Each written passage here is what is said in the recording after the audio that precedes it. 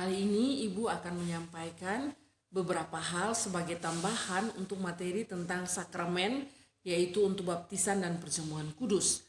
Yang pertama, istilah sakramen seperti yang materi Ibu sudah sampaikan, sebenarnya itu oleh Tertullianus, Bapak Gereja pada tahun 200.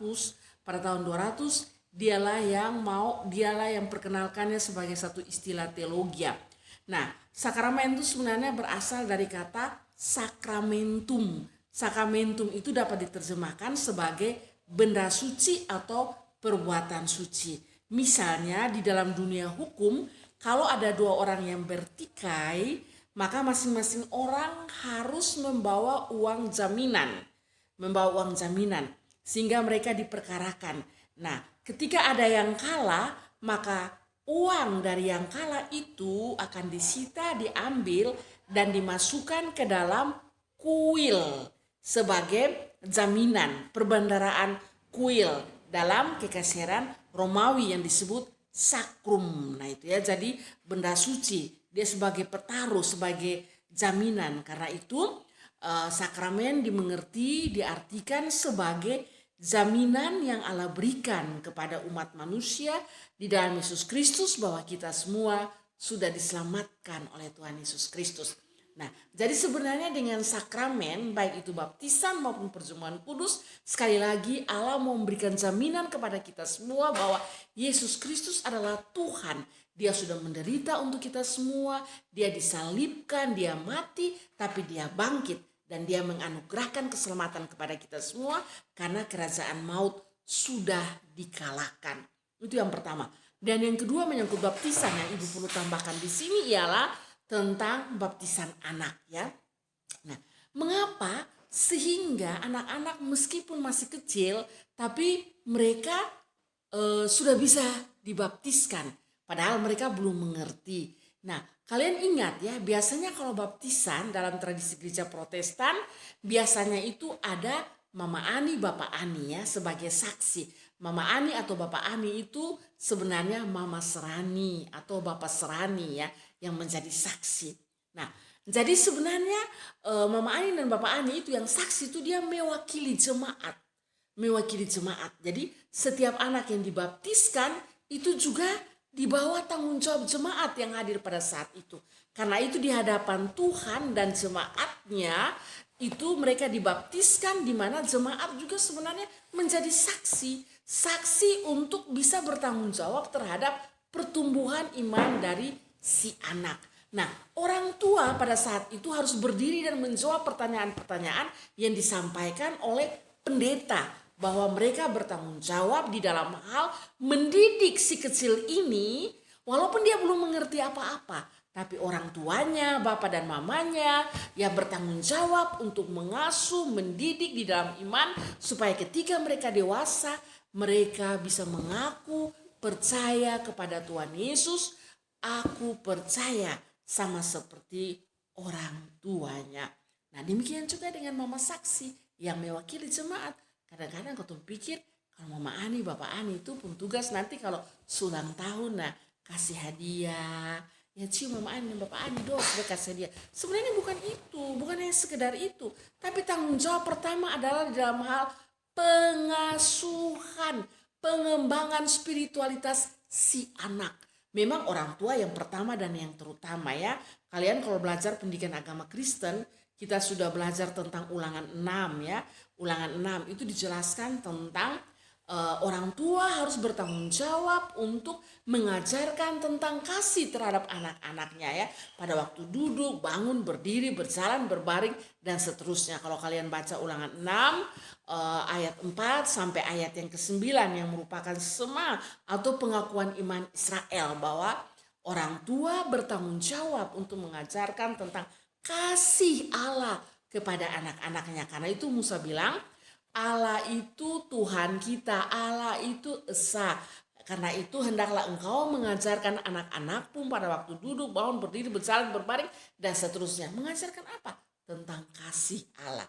Nah itulah yang merupakan tanggung jawab orang tua yang pertama dan yang terutama terhadap anak-anaknya. Sehingga walaupun mereka masih kecil, belum mengerti, mereka adalah bahagian dari pewaris kerajaan Allah. Mereka masih kecil, tetapi orang tua punya tanggung jawab untuk mengasuh, menanamkan nilai-nilai iman kepada mereka supaya di kemudian hari mereka juga bisa mengaku percaya kepada Tuhan Yesus. Nah, itulah yang dimaksudkan dengan baptisan. Ya, ini yang ingin ibu sampaikan kepada kalian. Yang berikut tentang perbedaan antara Katolik dan Protestan itu ada 7 untuk Katolik, sedang 2 untuk Protestan. Itu ada di buku, kalian baca sendiri dan lihat makna dari setiap baptisan atau perjamuan kudus, dan ada 5 lagi ya yang lain untuk Katolik. Itu kalian harus bisa menjelaskannya. Dan yang berikut lagi khusus berkaitan dengan perjamuan kudus ya. Kalau perjamuan kudus itu ya, kalau dia merupakan sakramen, adalah jaminan bahwa kita semua diselamatkan oleh Kristus dan bahwa dia hadir dalam perjamuan kudus ya. Jadi ada roti, ada anggur. Nah, di sini kita harus bisa melihat apa makna perjamuan kudus dari gereja Roma Katolik dengan gereja Protestan. Ada bedanya. Ada istilah transubstansiasi dan konsubstansiasi. Nah, kalau dalam tradisi Protestan itu disebut konsubstansiasi, sedangkan gereja Roma Katolik transubstansiasi ya. Kalau konsubstansiasi artinya bahwa dalam perjamuan kudus roti dan anggur itu melambangkan tubuh dan darah Kristus. Roti dan anggur itu benar-benar adalah roti dan anggur, tetapi bahwa ada Tuhan hadir di dalamnya. Tetapi kalau itu namanya ya, jadi konsubstansiasi. Kalau transubstansiasi itu berarti substansi dari roti. Kalau transubstansiasi berarti substansi dari roti, substansi dari anggur telah mengalami transformasi, sudah menjadi tubuh dan darah Kristus. Jadi dalam tradisi gereja Roma Katolik itu roti dan anggur sungguh-sungguh telah berubah menjadi tubuh dan darah Kristus. Itulah yang disebut dengan transubstansiasi.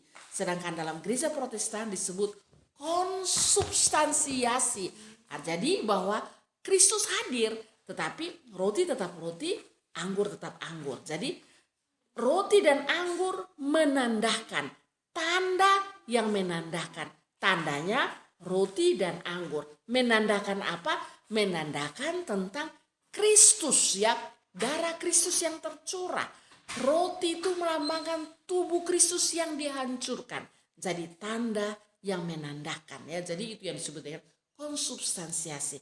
Kristus hadir, tapi memang roti itu dan anggur menandakan tentang kehadiran Kristus. Sedangkan transubstansiasi dalam tradisi gereja Roma Katolik itu berarti bahwa roti dan anggur sungguh-sungguh telah berubah menjadi tubuh dan darah Kristus. Sehingga jangan sembarang-sembarang. Kalau misalnya kalian ikut ada saudara kita yang meninggal dalam tradisi gereja Roma Katolik, semua pergi ambil hostia, bosong jumlah maju-maju pi, sonde boleh. Itu dalam tradisi gereja Roma Katolik punya makna tersendiri, sehingga kalian tidak bisa ikut ya. Jadi itu menyangkut keyakinan iman. Jadi kita harus bisa melihat dalam sejarah perbedaan menyangkut sakramen ya.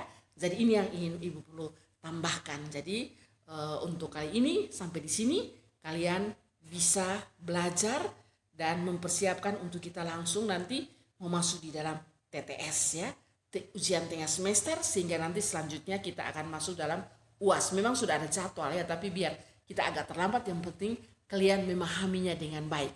Terima kasih ya.